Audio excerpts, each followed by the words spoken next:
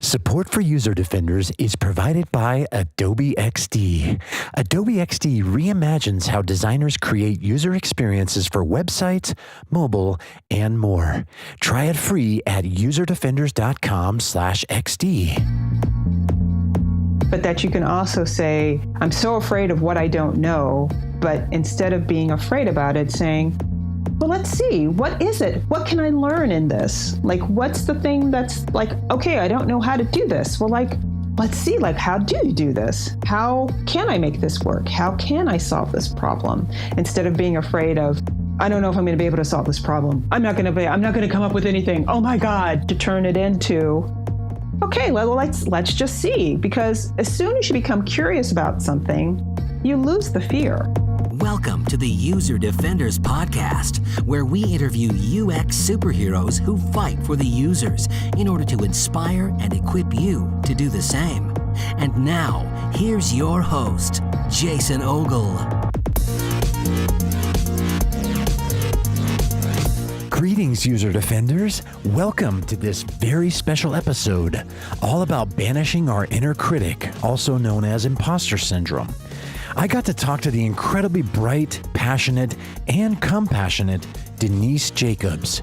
Denise quite literally wrote the book on imposter syndrome, and it's called Banish Your Inner Critic. This book is so good, and it dives so deep into the psychology behind why we as creative people are often afraid to share our work and step out into the unknown. This will be a two-part interview because I think I only asked Denise one of my questions on the first part of the interview. That's how into the flow this whole conversation was. Please enjoy part one of this deep dive with the one and only Denise Jacobs. Oh, please allow me to share the latest iTunes review that came through. This one is from Alex May. Alex May said, "What a find, 5 stars. I search for web dev, UX, UI design podcasts all the time, and the approach to thinking about the web and how we shape it taken by this podcast is a jackpot." Thank you so much, Alex, for leaving that wonderful review. I really appreciate it, and I'm so glad you found the show. Thanks so much. Keep coming back. It works if you work it. It won't if you don't. And Defenders listening, if you haven't left a rating and review yet, I would be honored if you did that. It just takes a few minutes of your no doubt valuable time, but it means a lot to me, and it goes a long way. So thanks so much in advance, and I may even share it on a future episode. Unless you say, "You poopy head, I don't like you," then I probably won't share it. Thank you. Denise Jacobs is a speaker, an author, and creativity evangelist who speaks at conferences and consults with companies worldwide. As a founder and CEO of The Creative Dose, keynote speaker, and trainer, she helps individuals and companies unleash their creativity through banishing their inner critic and hacking their creative brains. Denise's keynotes and trainings give a creative dose an injection of inspiration and immediately applicable tools to help people do their best work. Through working with Denise, people become engaged contributors, I love that, synergistic collaborators, and authentic leaders, also love those. Denise is the author of Banish Your Inner Critic, which I highly recommend checking out, Defenders. It's the premier handbook on silencing fears to unleash creativity. A web and tech industry veteran, Denise is also the author of the CSS Detective Guide and co-author of the smashing book number 3, 1/3, and Interact with Web Standards. Did I say that right, Denise? Sure. Interact with Web Standards. That is the one of the books. One of the many books. I'm gonna start from that part again real quick. Okay, let's see. So smashing book 3 1/3. Thank you. Yeah, the extension. 3 1/3. That's what you can say. Okay. 3 1/3. Yeah. And Interact. Okay, here I go. A web and tech industry veteran, Denise is also the author of the CSS Detective Guide and co-author of the smashing book 3 1/3 and Interact with Web Standards. She is also the founder of Rock the Web and the head instigator of the Creativity Revolution. Welcome to User Defenders, Denise. I am super excited to have you on the show today. Thank you so much. I am super excited to be on the show today. So it works out. That's so great. Yes, that works out well for all of us. And I can tell you this for a fact that the defenders listening, at least the ones on my email list, are really, really excited about this topic because I put it out there and in an email recently and it really resonated. And I asked for questions and I got several questions, which was really awesome too. So I'm going to actually be reading a couple of those today. Oh, I love it. I love it. I hope I can answer them.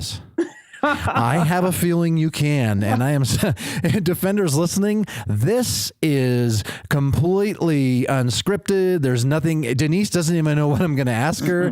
I really didn't, I sometimes will script some of my comments or my questions even. And I really don't have a lot of that today. So this is just, we're just going for it. And I'm excited about that. So let's get into flow, shall we? This is User Defenders Unplugged. Ooh, that's what it is. I like that. Unplugged. Yes, Unplugged. I always think of Kurt Cobain when I think of Unplugged. How sad. I think of Mariah Carey for some reason. So it's like, okay. MTV Unplugged, they used to have their thing, and she had a really great album that was her MTV Unplugged session. So I think it was MTV. Yeah. That's when she was totally a little more, myself. she has a little more cognitive kind of sanity. I'm sorry. That was insensitive. Fame would kind of mess a person up. Like, lots of fame, no like doubt. early on. And she's incredibly, her voice is unreal. I remember when she first came out, she was like 20 something, like super duper young, 19, 18, 20, 21 or something. And like she's saying, I had a vision of love, and I was just like, wait, what is happening? What is happening? Now you have a vision of love. Yeah. And then I gave me one. Yeah. That's great. No, I absolutely agree. She is incredibly talented. Yeah. So speaking of talent, which is kind of interesting because I think that a lot of us, when we see somebody who's truly excelling in their work, we can immediately go, wow, they're talented. They have a God-given talent. They must have been born that way. Mariah Carey must have just been born with a great voice. And now, although there's probably a little bit of truth to that, I have a feeling that Mariah Carey has worked her butt off to be an incredible singer. So I think that's an interesting kind of unplanned segue into this topic we're going to discuss. And you wrote a book, Denise. I did. And it's an incredible book. It's called Banish Your Inner Critic. And we are going to talk just really all about that topic today. And the inner critic is AKA the imposter syndrome that especially creative people really suffer from. I think it sort of haunts all of us. And I think it goes beyond that. I don't think it's just creative people, but I think especially creative people suffer from this. I think probably because we put so much into our work, and then when we share it publicly, there's always that fear that we're going to be rejected or told we're no good. And so, absolutely. Can you, Denise? Let's start off by you tell us about why you wrote this book. Tell us about what the book's about, why you wrote it, just in a nutshell. Well, as a matter of fact, what had happened was, in all honesty, really, like the impetus for me writing this book or to even start dealing with this subject is when I started writing my book, The CSS Detective Guide. And, I've told this story in some of my presentations, but the first day, like I had established that June 30th or June 29th, one of those days was going to be the very first day that I sat down and started writing my book. And the sun rises and it's June 29th and I get out of bed and I am in a panic. And I am in such a panic that I literally cry for like 4 hours. Like I can't stop crying. And I'm just freaking out. And I'm like, I can't do this. And who am I to do this? And then everybody's going to find out that I don't know what I'm talking about. And this should have been somebody else's book. And I've gotten in over my head. And like, I mean, like, I'm just, my brain was just like having a field. My inner critic, which I didn't even know that's what it was called at the time, was having a field day. It was just like, let's just go for it. Whee! And so after 4 hours of crying, you can imagine it's pretty exhausting. So I didn't really get anything done that day. And so I was like, it's okay. I am going to pull myself up by my bootstraps. I'm going to put on big girl pants. Tomorrow is the day. Tomorrow. And you can only imagine what happened the next day, which is the exact same thing. So the next day, I'm sitting there and I'm sitting on my couch and I'm just blubbering and crying and sobbing and drooling snot out of my nose onto the couch arm. And then I would get up and I would kind of get myself together, and I'd get up and I'd kind of stumble towards the computer, and then I'd sit down, and then I'd just start crying again, and just all of the fears and the voices in my head about how I can't do it. And so I think what I finally did was I got myself together and I wrote it, either that day or the next day. I got myself together. I had this women in tech networking group that I was part of that was like a listserv. This was back in the day of listservs. I remember and those. So I sent out a missive, like an email, and was just like, you guys, I am totally freaking out. I got this book deal and and I'm just thinking all these things, and I just need like some words of encouragement. And so super sweet. People wrote back, you can do it. Totally believe in you. You're awesome. La, la, la, la, la. And I was like, okay, that made me feel a little better. And then I also reached out, just sent out an email, like a personal email to all of these women in tech that I knew that I had met at like South by Southwest and other conferences and stuff, and said basically the same thing. Like, I'm freaking out. I just need some support. People are like, you can do it. Go Denise. Go girl. Woo woo. Team Denise. And I was just like, okay. So then the next day I sat down. I was like, let's do this. Now, the irony of it all, the thing that I find ironic, at least, is that, what do you do when you write a book? Like, seriously, like what do you, or if you're writing an article, or if you're writing a blog post, like, what are the steps? The steps are, you figure out what you're going to write about. Maybe you make an outline, or maybe you do some research first. You read some articles, you get out some books, you read some books, you figure out what you want to say out of that stuff. You make an outline, and then you start writing. Which, all of those are all skills that I already had. I possessed the ability, but in spades, to be honest, to have an idea about something, to go and do some research on it, to take everything that I had in terms of research, to kind of formulate some additional ideas, put it together, make a structure out of it. I had created classes, taught web design and web development classes that I developed all of them from scratch for 5 years when I was teaching at Seattle Central Community College. It's not like I didn't have the skill set, but for some reason or another, this idea of writing a book was like somehow so dramatically different than writing an article or writing a series of articles or creating a course or, all of the number of things that I had already done in the past.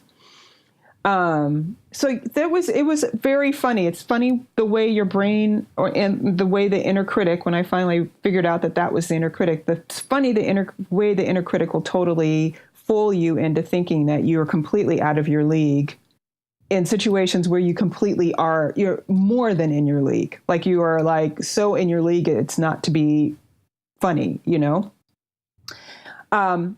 And then to this thing about being afraid of what people think. So every time I had, then we progress in time. Now it's like 4 months down the road or 5 months down the road.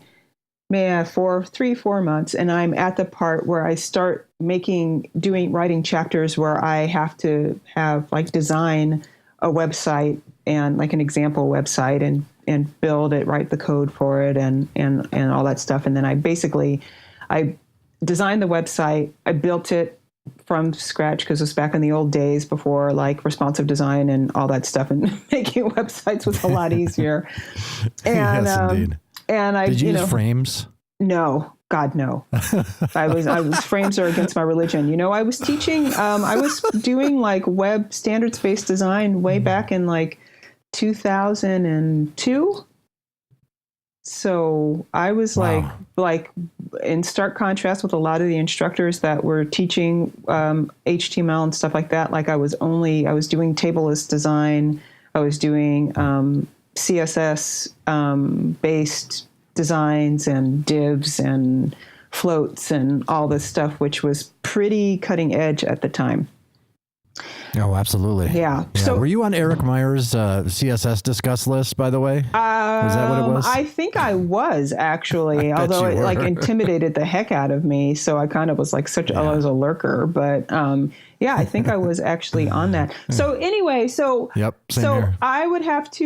I'd have to do that. And so then I'm panicking. Then I start panicking again, and I start thinking, what if like these designs aren't any good? And what if they don't hold up? And what if people like look at it and think that I'm like a sucky designer? And so like every chapter, every time I designed a website, it was like I was trying to prove to myself and prove to the world. I was trying to prove to this like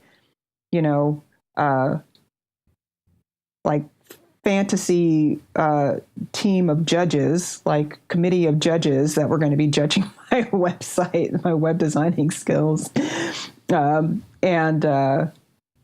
so like every time I would be like, is this good design? Is this good design? Is this like every single freaking chapter, every chapter.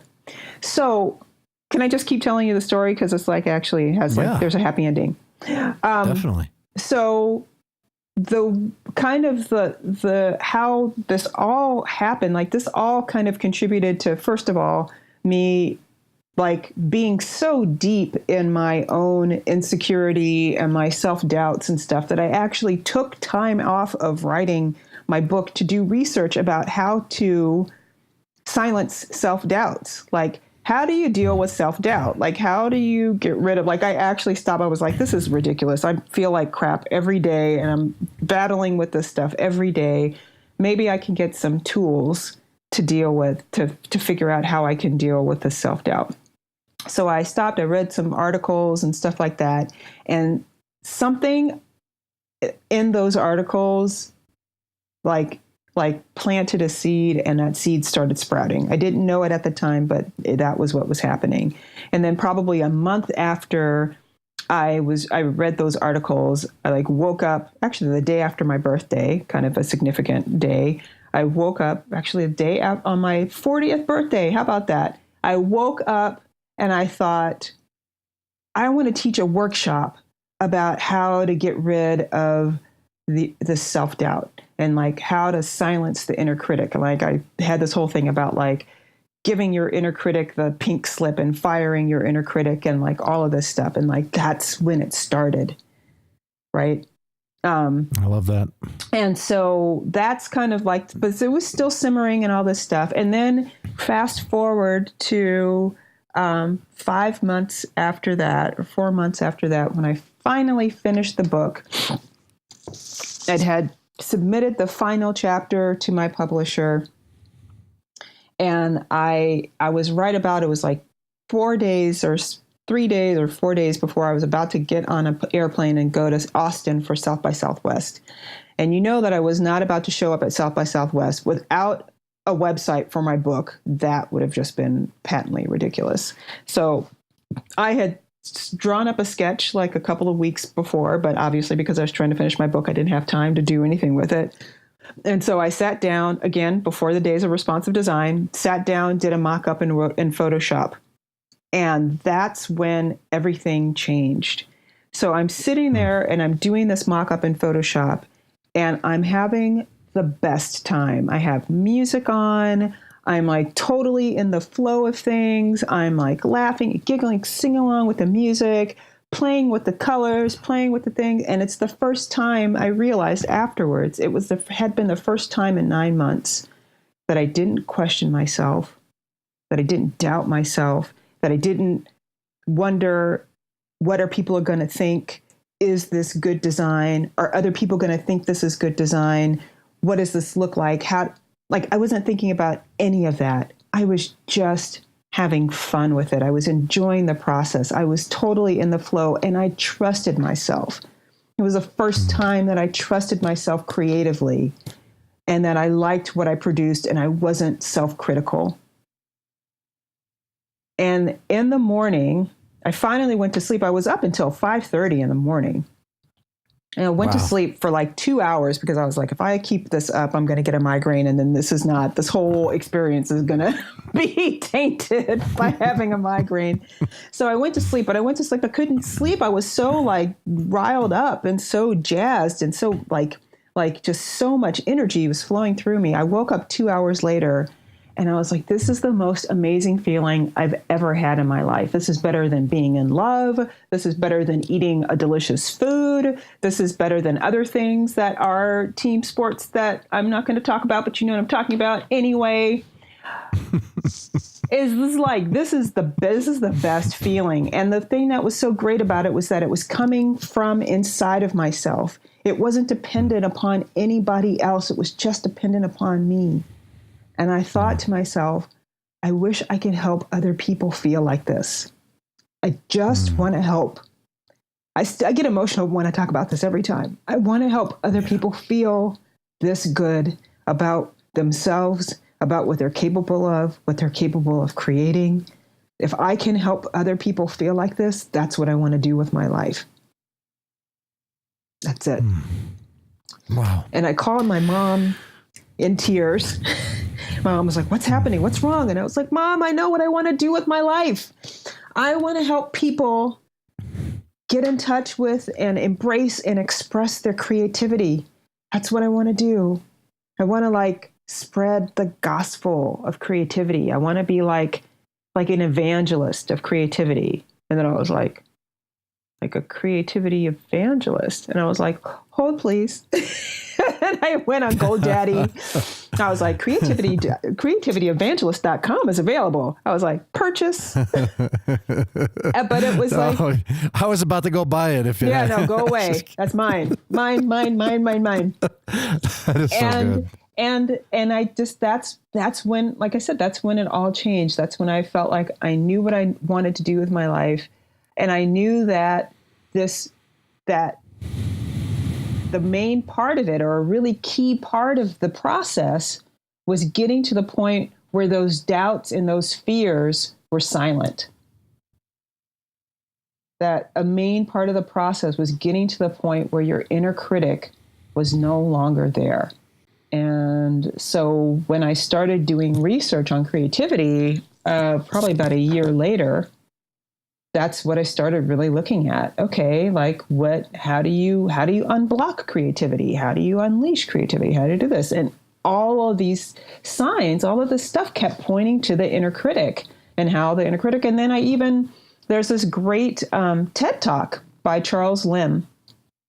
And he actually puts people in an MRI machine and he has them do improvisational jazz, or he has them do hip hop.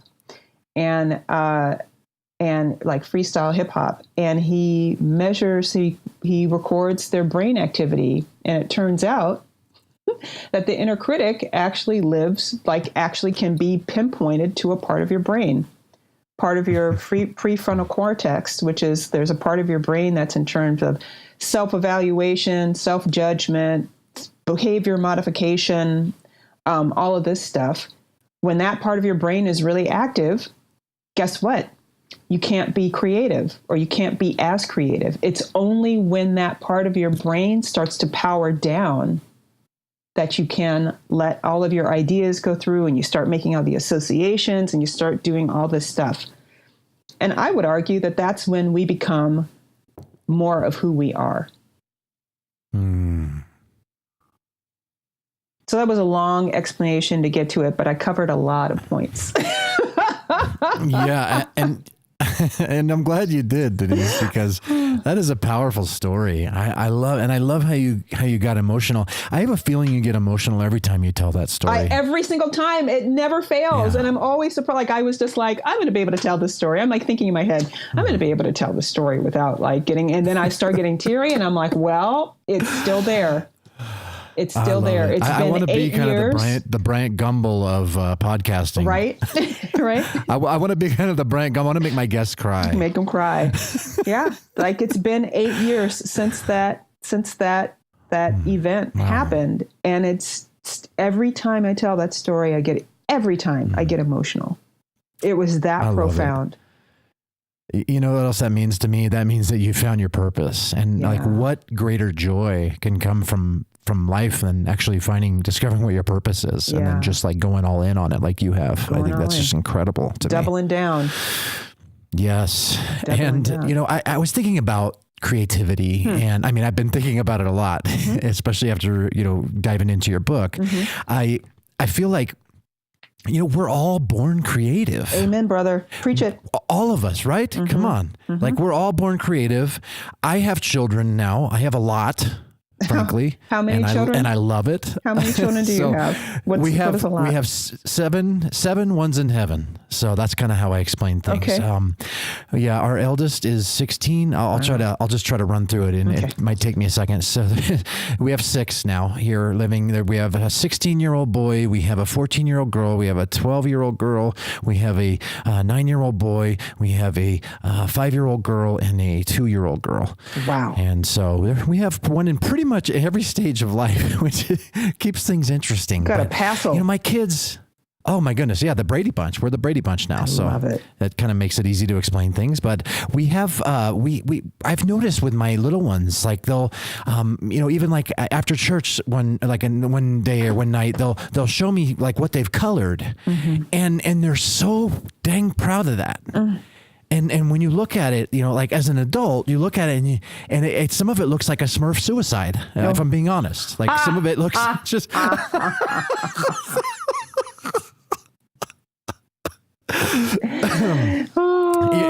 but by God, they're proud of it, and they put a lot into that, and they're not afraid to show you. They're not afraid to show it. They'll hang it up on their wall. They'll put it on a cork board or something. You know, and it's like, you know, or we will, you know, because we're proud of them for being so proud of it. You know? Right. And so, you know, so we're all born creative.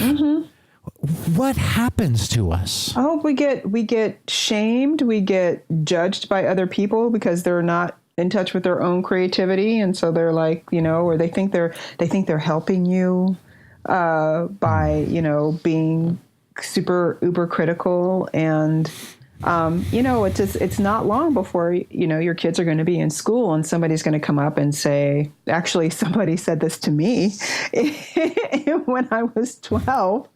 I drew a picture of a mermaid, and this girl who like literally, I wasn't even like we were like chummy or anything. Like this girl in my Girl Scout group at Girl Scout camp rolls up from behind me, looks over my shoulder and goes, "It looks like a frog." And I was like, I'm sorry, did anybody ask you anything? Like, were you asked, were you invited to like weigh in and give your opinion? No, you just rolled up. And like that happens from a really early age, or a teacher who, you know, kids are super sensitive to nonverbal communication and, you know, cues and stuff like that. So a teacher could even say that it looks good, but can give some kind of indication that it doesn't. And then the kid will be like, well, wait a minute. And, you know, like there's all sorts of stuff, or, I mean, there's so many things. And this is actually, interestingly enough, this is how the inner critic gets created, right? That as a young person, you end up taking in all of this information that's given to you from other people, which may or may not have actually anything to do with you or the thing that's the item in question. And you take it and you internalize it. And then you're like, okay, I'm never going to have that situation again. So, you know, this part of myself is going to protect me from ever having to have this kind of criticism again, or this kind of thing. I'll do it before anybody else can get to it. You're right. And that's how the inner critic starts.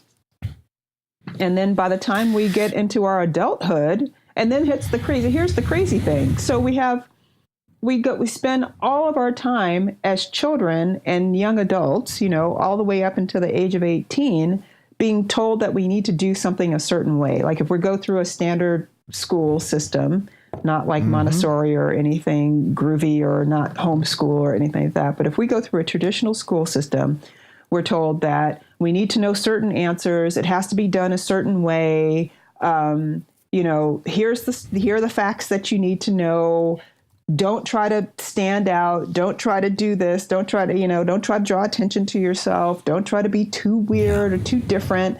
And then you go to college, or you go to art school, or you go to, some program or something like that. And it's like, be you, express yourself, just let it all out. Just think outside of the box. Just do that. And you're like, seriously? Really? You literally spent 15 years of my life telling me to think in the box. And now all of a sudden I'm supposed to have the tools to think outside the box. You're kidding, right? Right. You land at an ad agency and get your creative director for the first time. Oh, God bless. And you feel like nothing. God help you. Yeah. Yeah. But like the creative director is like. It takes you several years after that to realize that unless that person's just really cruel, they are actually trying to help you. Yeah. But there's a lot of times, they're cruel. Like a lot of times they haven't reconciled with their own creativity. Somebody tried to push them down. You know what I mean? Like it's the, right. It's like this. It's the like gift. A curse. It's the gift that keeps on giving. Yeah. It's like a generational curse. It really is. And then if you think about it too, I feel like thankfully this is starting to change and stuff like that with like millennials, and then whoever the generation is after millennials. God, what is the generation after millennials? Like, what are your kids? What are those? Some have said zillennials, which I think is not that creative. No, I think it was just kind of let's just add a Z to, but there's other terms they're toying with, but it hasn't been officially named yet. Okay. So anyway, with, millennials and people younger, I feel like, in a lot of ways, this kind of traditional route and stuff like that has been touted, and the kind of party line that's been towed for so many generations people are starting to like, yeah, nope, not doing that. Oh, do I have to go to college? No, I actually don't have to go to college. I can start a business. Actually, I want to do so-and-so. And I really welcome that kind of attitude, because, there's been so many times, I'm going to be 50 in November, which just doesn't even seem humanly possible, but it's true. So I was born in 68 and grew up in the 70s. And, even when I graduated in 87, which seemed like a modern time and stuff like that, you still have people saying things like, well, what kind of job are you going to get with an English degree? Well, it turns out that the people who said that didn't know, strangely enough, they didn't have a crystal ball, or they didn't consult their crystal balls, but that the web was going to happen, that the internet was going to happen, and that people who had English degrees and all kinds of anthropology degrees and sociology degrees and all of this stuff were going to be able to find jobs, not only find jobs, but actually create companies and create jobs for other people with that background, because they needed people who could write content, or they needed people to understand how people behaved, or they needed to, online. And yeah, you could get a job actually not too many years after I graduated from college with an anthropology degree, or if you wrote well or whatever. And so this kind of standard of, well, there's limited options and you can't do something. How are you going to do something if you're creative or you're an artist? And it's like, well, there's actually a lot of opportunity, like tons more opportunity than you even can imagine, just from being able to be creative or to have a visual eye or to write well or to, creatively problem solve. Lots of opportunity. Design and build interactive prototypes, update artwork, and test your experiences, all without having to upload, sync, or jump back and forth between apps. Adobe XD is available for both Mac and PC and integrates with Adobe Creative Cloud libraries, meaning that no matter what your team configuration, XD has you covered. And now you can get Adobe XD for free. Just go to userdefenders.com/XD to learn more.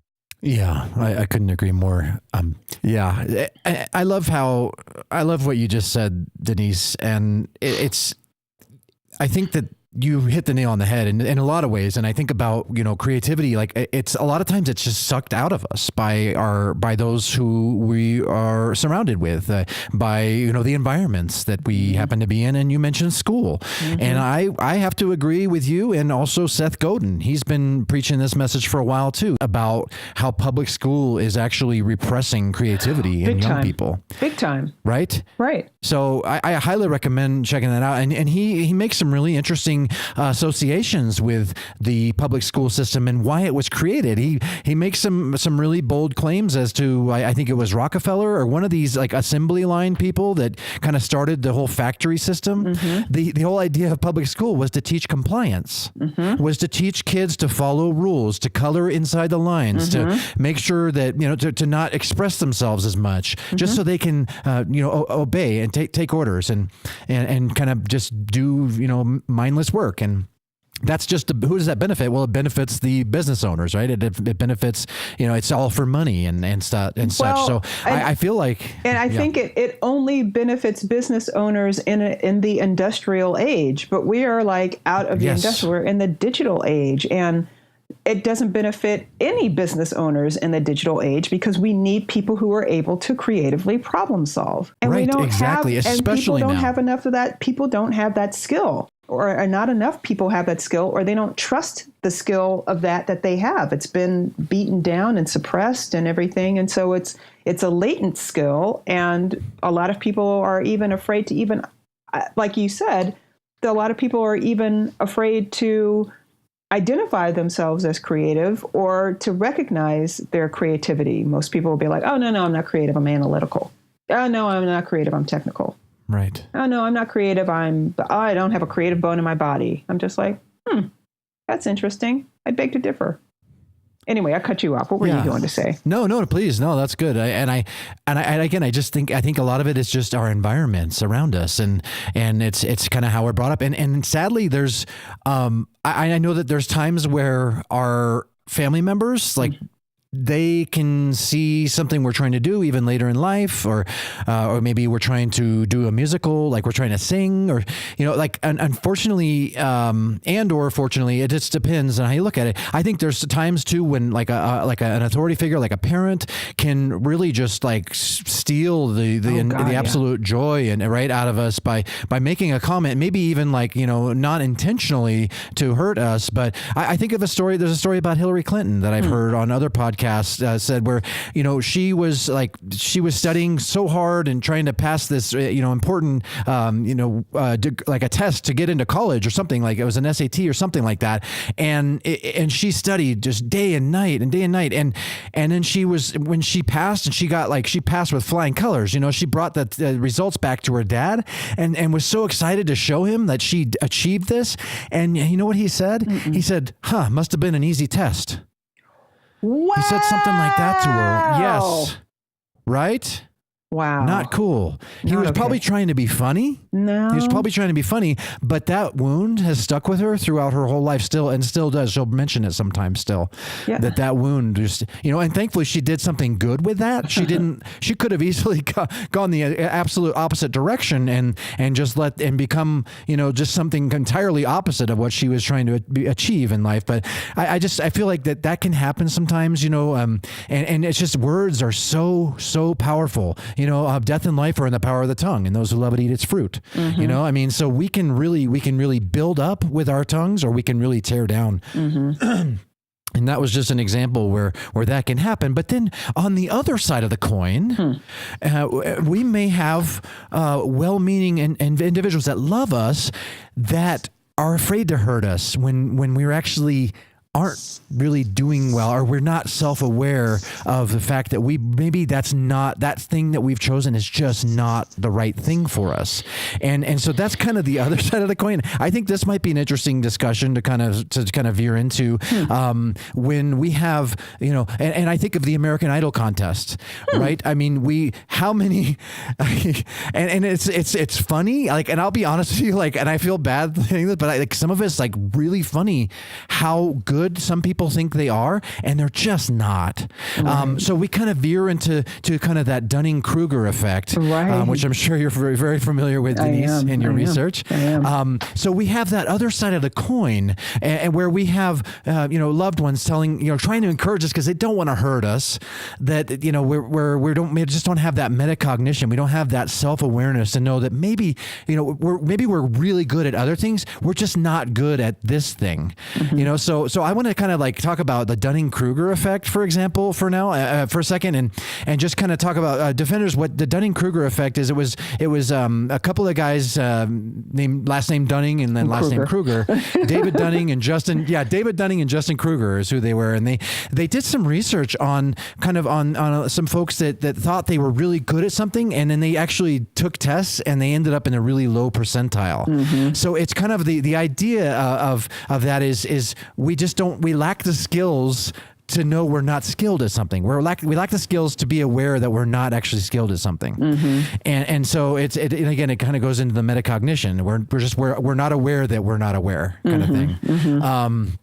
So on that side of the coin, like, what are your thoughts on that, on kind of the Dunning Kruger effect as it relates to creativity and kind of, helping other, some folks, kind of guiding some folks on this pathway? That's, so the interesting thing is that I feel like, okay, American Idol notwithstanding, I feel like the problem that most creatives have is not Dunning Kruger. I feel like most creatives, most people who are actually good at what they do suffer not from thinking they're so much better at it than they are, but they suffer from not understanding or not being able to see how good they are at it, right? Like I feel like most creatives are suffering from imposter syndrome, like you were saying earlier, than they are from Dunning Kruger. And thank you for clarifying that. I agree with you. I've seen it too many times, right? Where people are just like, do you think it's any good? And you're just like, I'm sorry, this is like the ceiling of the Sistine Chapel. Are you kidding? Like, this is amazing. What are you like? How are you even doubting yourself? Well, I just don't know. I'm like, okay. And so I mean, Dunning Kruger does exist. I think there are times, first of all, I don't watch American Idol because I don't have the stomach for it.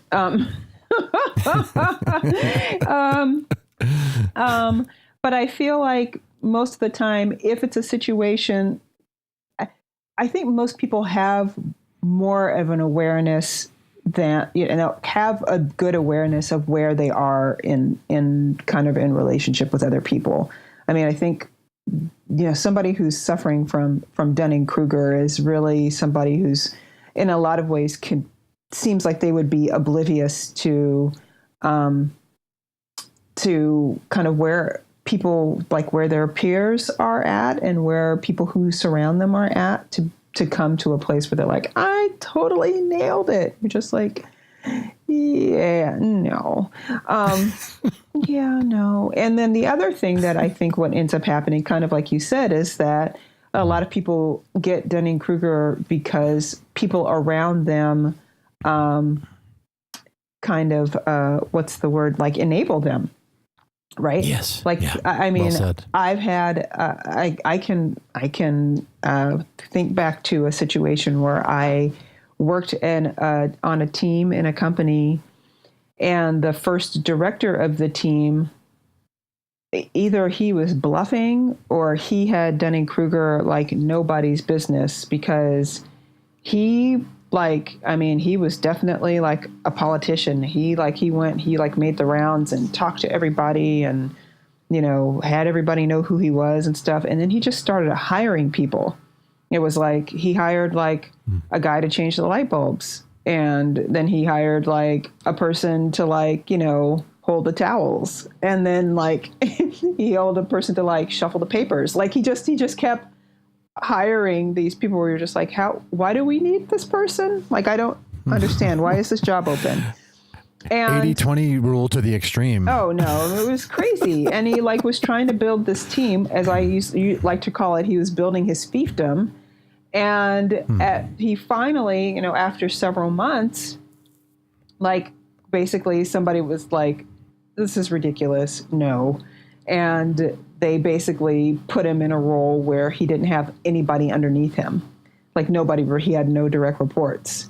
And then he ended up leaving the company. Moved him to the basement? They basically they were like, oh, sure, you're the director of so-and-so.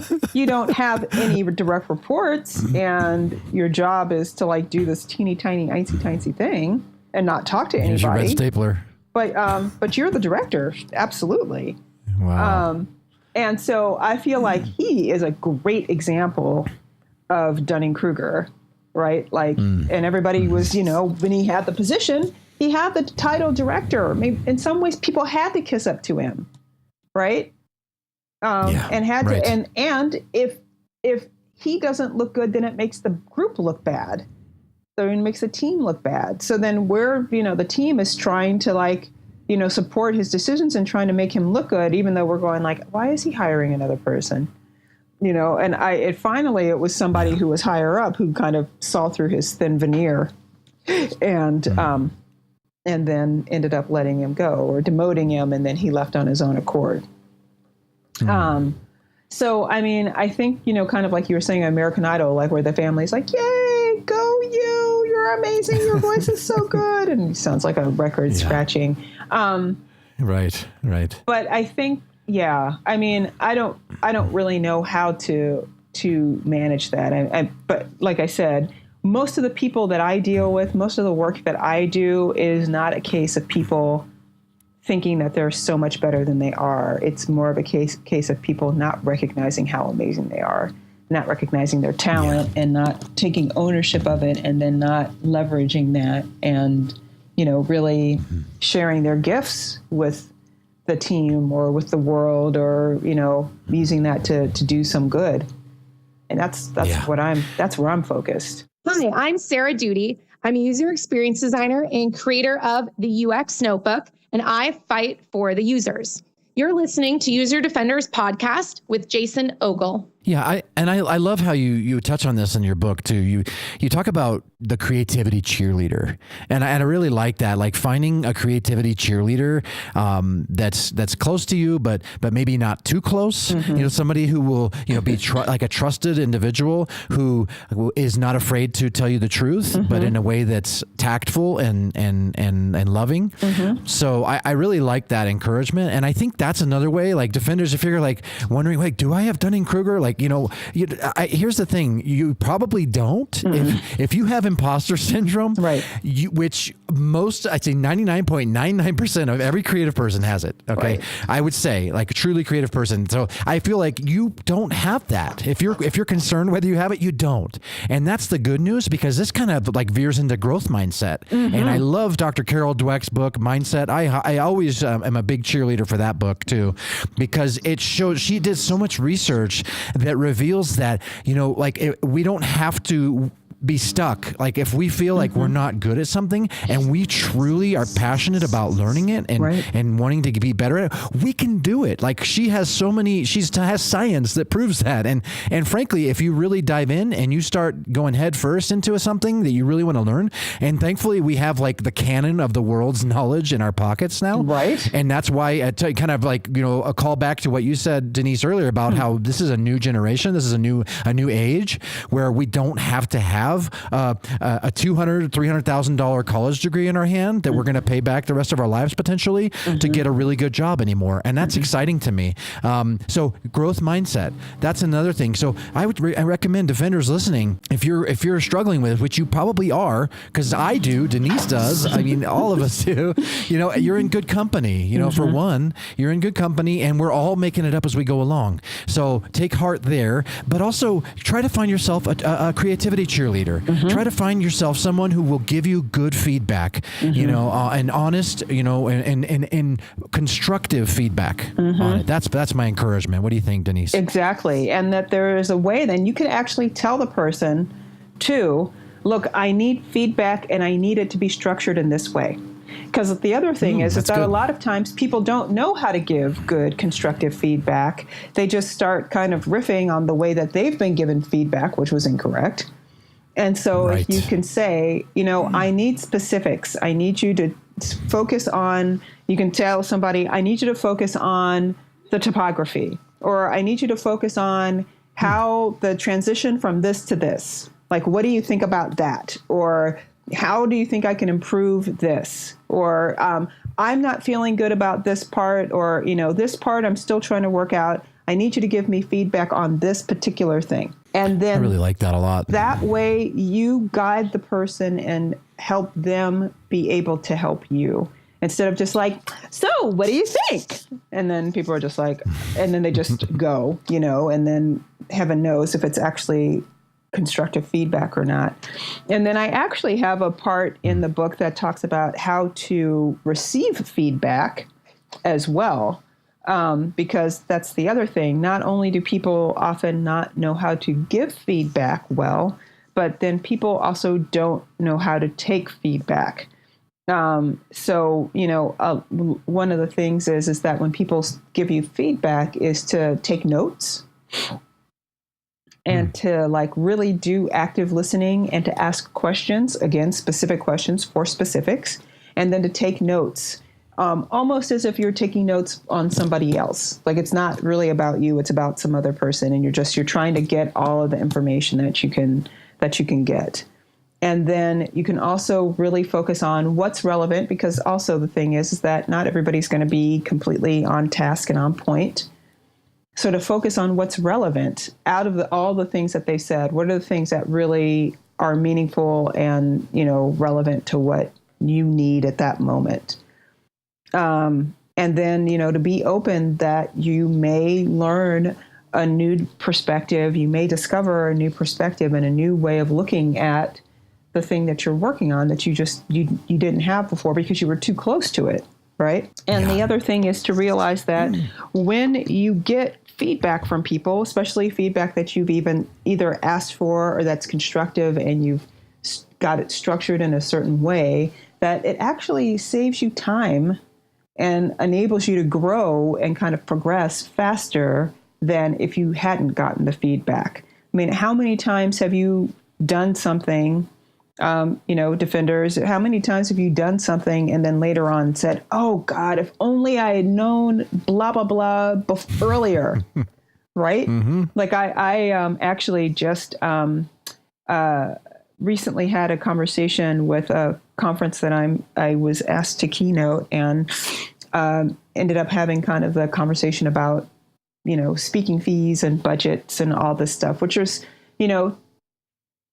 for all intents and purposes, has never, ever been my favorite part of the conversation, right? Like, I have underpriced myself more times than I can imagine, more times than you can shake a stick at. I have, caved in where they're like, oh, we can pay you 2 pennies. And I'm like, okay, 2 pennies will be fine. I can make 2 cents work. You're like, no, you can't make 10. That's the imposter syndrome. You can't pay your mortgage with 2 cents. Like you can't. That's not, this is my job, because I can't do that. And so, I was kind of panicking because I was just like, I don't want to fold. I don't want to underprice myself and all this stuff. So I talked to a friend of mine who is like a sales, god. This man is just, he's unreal when it comes to sales and structuring sales conversations and stuff. And so he gave me a quick kind of coaching, like intensive, like 20-minute coaching session before I got on the conversation. And so one of the things that he said was, like, you can have fun with this, and you can go into this process learning something new and learning a new skill and like making the conversation enjoyable for yourself. And I was like, oh, and then when I was done getting the coaching, I was like, oh my God, I wish I had known you and we had been able to have this conversation like 3 years ago. 3 or 4 years ago would have made like all the difference in the world in my business. And I'd be in a totally different place with my business and everything right now than I am. But then it gives me heart that, okay, 6 months from now and a year from now and a year and a half from now and 2 years from now, this is an inflection point. And this information that I've gotten now is going to inform everything that I do from this point forward. And so, being open to this kind of new information, this new way of doing things, this new kind of practice in showing up in the world is going to make a huge difference. So it didn't come 3 or 4 years ago when it would have been really beneficial, but it came now, and I'm going to make the best of it now. I love that. And I think that the other lesson, and you just mentioned this too, it's like maybe that would not have stuck as much if you had known it, a few years ago. Most of our greatest lessons learned are basically from like our little failures, right? Or big ones, especially. Yeah. So I feel like failure is a friend. It's not as bad as it used to be framed. I feel like, especially in today's knowledge working industry, failure is our friend. And we can learn some great lessons. And I like that attitude. I mean, I like that approach and that attitude where it's like failure isn't, and you can even change the terminology. You can say it's not failing, it's learning. There you go. I like that. Like all you're doing is learning. This is just lessons and learning. Yes. Failure is learning. It's just information.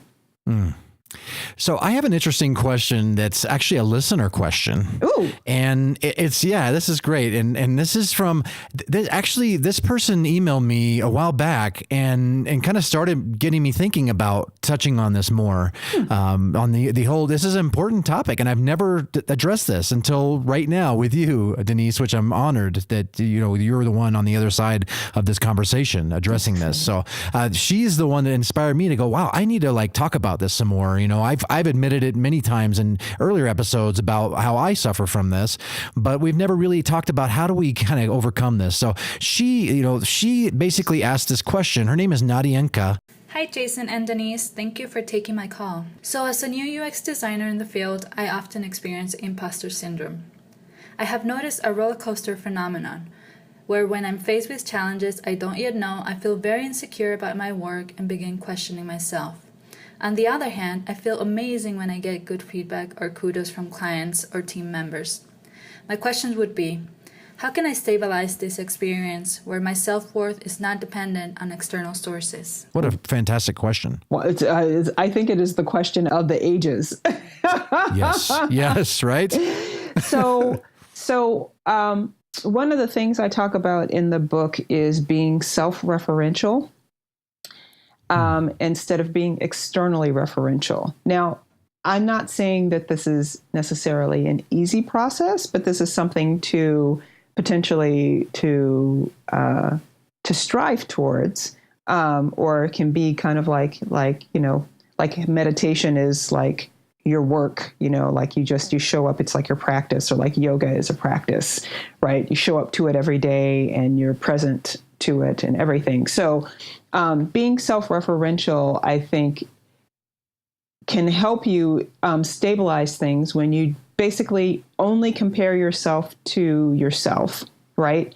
And so that instead of, you're in the unknown and you're in that roller coaster, like, I don't know what I'm doing and blah, blah, blah, that you can have these moments of clarity where you say, well, I'm learning a new skill.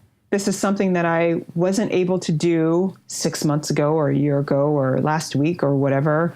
And I'm growing and expanding just by having the experience.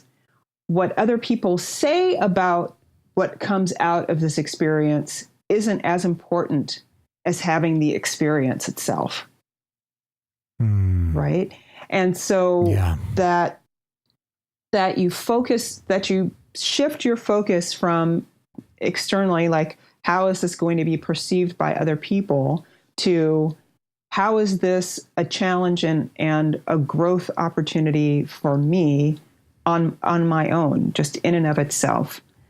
And I think when you can do that, and that you can really, really just keep pulling yourself back to that focus, you're starting to shift out and look out, and then nope, let me just shift my focus back to like what's directly in front of me. And then the other thing too is that when you're in the unknown, it's actually a really interesting. I had this wonderful opportunity to give a TED Talk in Germany back in 2013, and the theme of the conference was curiosity. And in the talk that I developed for it, I talked about how to basically overcome the fear of unknown by transforming that fear into curiosity. So again, like, in the midst of being like, okay, where am I now that's different than where I was before, and how this is going to help me move forward and become a more expanded and kind of growth experience for myself. But that you can also say, I'm so afraid of what I don't know, but instead of being afraid about it, saying, well, let's see, what is it? What can I learn in this? Like, what's the thing that's like, okay, I don't know how to do this. Well, like, let's see, like, how do you do this? How can I make this work? How can I solve this problem? Instead of being afraid of, I don't know if I'm going to be able to solve this problem. I'm not going to come up with anything. Oh my God. To turn it into, okay, well, let's just see. Because as soon as you become curious about something, you lose the fear, right? I like that. So that could be a way to kind of,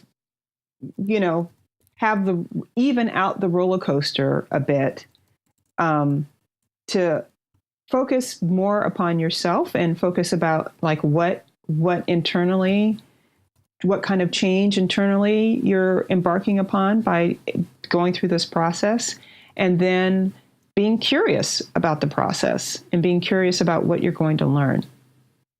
Oh, it's so good. And Denise, I have to confess that I actually need to go to a physical therapy appointment. Oh no. And I am so sad. I'm so sad to break right here. I want to ask you, would you be willing to do a part 2? Because I've only asked you 2 questions, and one of them was from a listener. So this has been incredible. That just shows you how like deep we've gotten and how spontaneous this has been, and I love it. Oh. But would you be willing to do like a part 2 of this? Of course. Of course, because I love talking about this stuff, and I love telling stories, obviously. And, it's great. I'm like, it's a good thing that I'm a professional speaker where I get to tell stories. I love it. And you are a wonderful storyteller. And I am sad. I'm actually really sad that I had to kind of break the flow again and do this. But I really want to do a part 2. I know you're going out of town to do your wonderful speaking for a little while, but we'll communicate about this afterwards. But if Defenders listening, if this makes the edit, which it will, I think, I want to tell you, this is my fault because Denise was ready to go right at our appointed time. And then I have these chickens right next to me that were squawking because they're dying of thirst. So I'm like, I can't have a recording where the chicken, I have a condenser mic. It will pick up every squawk because they're, they need water. Any living organism needs water. It's true. So this is my fault, and I'm sorry, Defenders. But the good news is Denise is going to do a part 2 with me, and so that we all win. We all win on this. So that's right. Thank you so much, Denise. This has been an incredible part 1. Excellent. And I cannot wait to dive even deeper, I think, into part 2. So So to be thanks continued. so much for being here. To be continued, indeed. Thanks so much for doing this part one with me. And as of course, I always want to say, and I'm going to tell you again in part two, but for now, just keep fighting on, my friend. Sorry to cut in, Defenders. This is such an important topic that, again, we all struggle with. There's so much psychology behind how we often feel like we're just not good enough and or a fraud. I'm so thrilled that Denise felt compelled to spend the no doubt exorbitant amounts of time writing this. Banish your inner critic. She truly cares about us, and you can just hear it in her voice, can't you? And her passion for how much she wants to help us gain some strategies to pull through and quiet that unwelcome voice in our heads. I highly, highly recommend picking up her book, Defenders. I'll be sure to put a link in the show notes at userdefenders.com/innercritic. If you buy it through my affiliate link, you'll be helping User Defenders at no additional cost to you. And if you use Prime, you may even have the time to receive it and dive in before the conclusion of this important interview.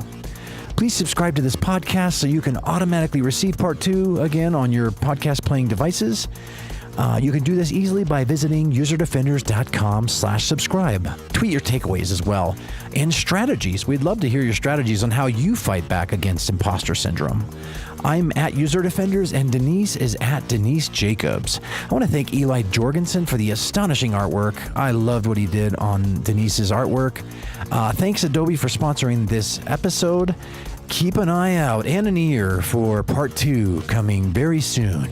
And last but not least, I just want to say, as always, fight on, my friends.